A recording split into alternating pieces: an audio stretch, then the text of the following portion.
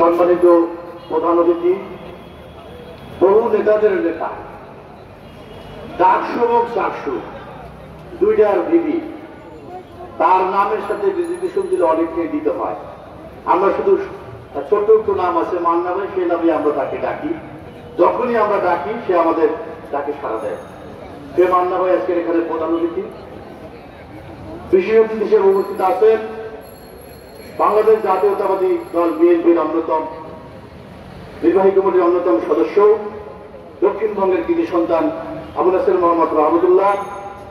আরেকজন উপস্থিত আছেন বিএনপি জাতীয় নির্বাহী কমিটির সদস্য, সাবেক সংসদ সদস্য বিলকিস ইসলাম, কাকি দলের কেন্দ্রীয় কমিটির সিনিয়র যোদ্ধা আহ্বায়ক ডক্টর কাজী মনিরুজ্জামান মনির, সাবেক ছাত্রনেতা কৃষক দলের যুগ্ম সাধারণ সম্পাদক নোয়াখালীর কৃতি সন্তান শাহ আব্দুল্লাহ আল বাকি, কৃষক দলের কেন্দ্রীয় কমিটির সহ সাধারণ সম্পাদক যশোরের কৃতি সন্তান মফিজুর রহমান লিটন।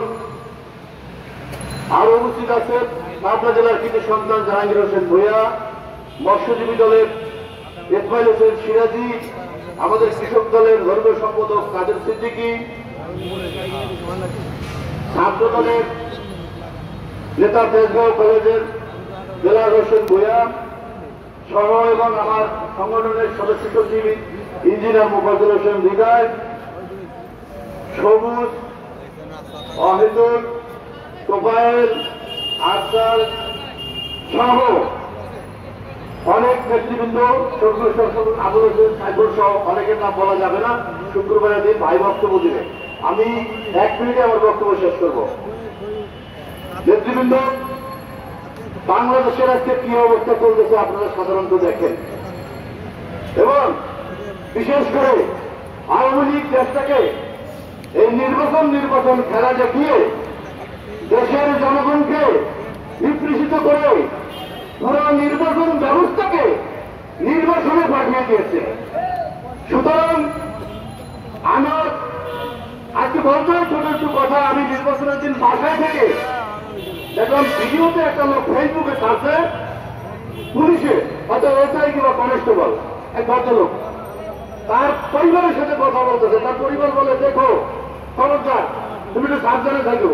তো বলে ফোনে, আরে কি সাবধানে থাকো, ভোট কেন্দ্রে তো মানুষই নাই, এটা আমারও সমস্যা নাই। এটা কিন্তু ভিডিও ভাইরাল হয় বাংলাদেশের দ্বাদশ সংসদ নির্বাচনে।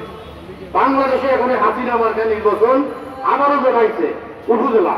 এরা আমাদের এলাকার এক বড় ভাই বলতো উপজেলা, জানি না এরা নির্বাচন খেলা কতদিন সামলাইবে।